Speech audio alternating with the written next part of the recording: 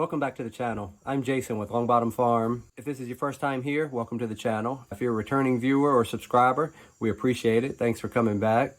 If you don't know us, I'm Jason with Long Bottom Farm. We're a small family farm. We raise cattle, pigs, chickens for meat and eggs, and then we're also working on a horse boarding business. My wife and I started our farm about 7 years ago, and today I'm going to drift a little bit from the format that we usually do. If you look at some of our previous videos, a lot of them are about teaching, and a lot of our videos have been more of a tutorial style, so I wanted this to be a little more just a flow of thought, just talking with you. How's it going?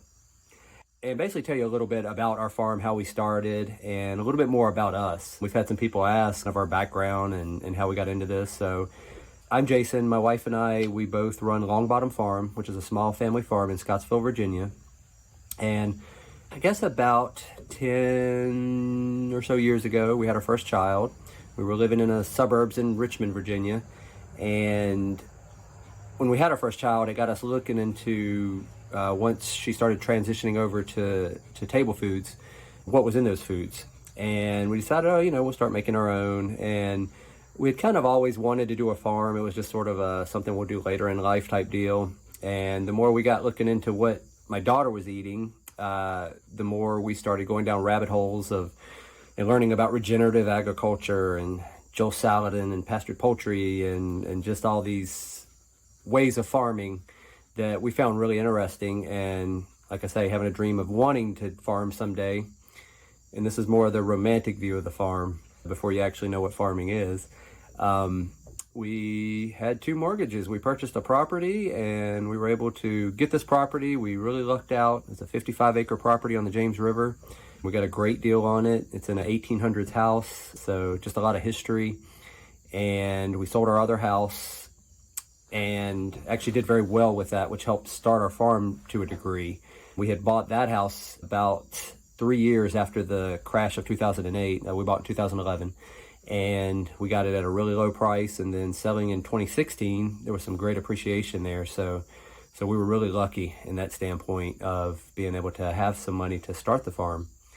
So we moved out to the farm about an hour and a half from Richmond, and then our journey began. We started with chickens, I think like everyone does, and there was a few layer birds, and then we decided to do some meat birds, and we started sharing those with friends and family, and then decided, well, let's make a little money on the side while we're doing this. I think we can make enough to raise for our friends and our family, but also raise some on the side. And so we started doing that. I dabbled around with the website. We set that up, and fast forward 7 years later, and now we do about 25 head of beef a year, about 40 pigs per year. We've got 200 layers, and we do anywhere from 300 to 600 meat birds per year. And that's steadily growing each year. As far as some of my background, my wife and I both work in healthcare. I'm a physician assistant, and I work with premature babies. My wife is a nurse, and she also works in pediatrics. And I work about 25 hours a week. It's technically full-time, but it's more like a part-time scheduling, so I'm fortunate in that aspect. And my wife works part-time as well, and we do the farm full-time. Having those jobs definitely helped us get the farm started, and they're still part of our income now. I'm in the fortunate position where a lot of people get into farming because they hate their other job or want to get out of their day job and move to the farm. And I'm fortunate that I actually enjoy my other job. It's rewarding. And so I have 2 jobs that I love. That's still a juggling act sometimes, but it's a great problem to have. And, we're fortunate not just to have jobs, but again, to have jobs that we actually feel like we're doing some good and we enjoy them. The farm is our passion, though. That's something that's grown since we've moved here. Having people out, seeing how we do things, sharing food with our neighbors and the community. It's just a really rewarding experience. Life gets really hectic sometimes, and the farm for me is a place of relaxation. I mean, again, no, it's crazy sometimes. Don't let me belittle that point.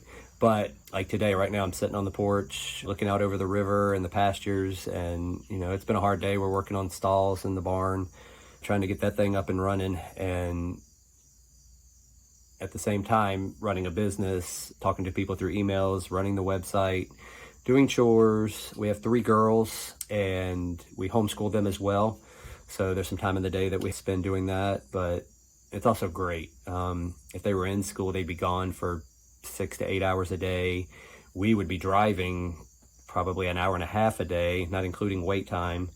And then we would probably see them for a couple hours each evening, and that's just not the lifestyle we wanted. We wanted to be able to raise our kids, see our kids, actually spend time with our kids, and we get to do that out here. And that's one of the great things, again, about the farm and homesteading life is deviating somewhat from the norms of, you know, what you're supposed to go to school and public schools and buy your groceries at the store and yada yada. You get to just to be a little different, you know.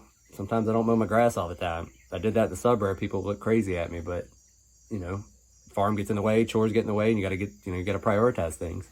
And just out here on the farm, it allows us to homeschool our children, to really just live a life that makes us happy, and not a life because of what my neighbors might expect our house to look like or yard to look like. And that's a great feeling. It's a freeing feeling. And it's one of the allures to farming. And then knowing that we're eating food that's produced in a regenerative fashion, that we're capturing carbon, that we're making the soil and the land better by having the animals on it, while at the same time getting amazing food and healthy food. So there's just so many pluses to it. And if you're watching this, you're either thinking about doing it, or you're homesteading, or you're farming, you're doing it to a degree, so you probably know what I'm talking about. But anyways, I digress a bit. So anyways, that's a little bit about me. We have 3 girls we homeschool. We both have jobs in healthcare.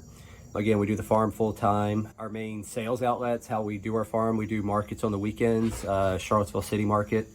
And then we also have a website, and that's set up where people can order. We do a delivery service on Friday, and then we have freezers outside the barn, so people order and it's just pick up at the barn. Anywhere between 24 to 48 hours, we get the order ready. We send out an email that says, hey, your order's ready, and then they can pick up anytime, 7 days a week between 8 p.m. and 8 a.m. We just put their purchase in a freezer or a fridge that we have side by side, and that's it. So we're gonna do some future videos on some of the marketing stuff that we've done, some of the stuff we found that worked, some of the stuff that we found that has not worked. And I'd say it's right or wrong, just what we've done and what we've learned on this journey of farming.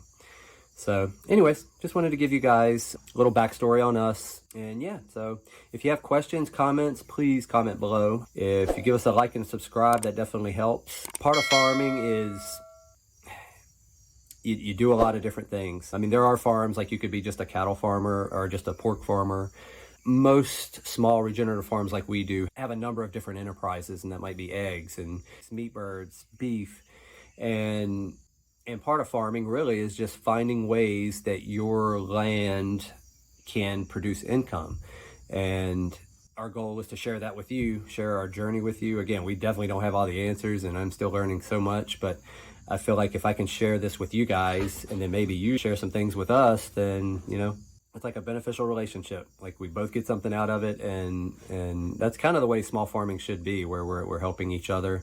We don't have all the resources that, you know, large commercial farms have. And so by working together, sharing knowledge, different things, I think that's something that we can use and help us better our farms and the farm life. So again, give us a like, give us a subscribe. Hope you like this format. If you don't, please let me know. Again, we're just trying something a little different, and wanted you to know a little bit about us. And again, share what you're doing, share your thoughts on this video format. And if you like it, we'll do some more. And if not, we'll try something else. All right, guys, just real quick, coming up, we've got a video coming up on marketing and ChatGPT, basically using AI for your marketing, social media. It's a game changer if you're not using it. So we're going to go over that and how that can help your farm. And then we've got a number of other things in the pipeline. So if there's a video you'd like to see, give me some ideas, leave some comments below and tell me what you'd like to see. Otherwise, the AI video should be out probably in about the next week or so. Until then, we'll catch you in the next one. All right, bye.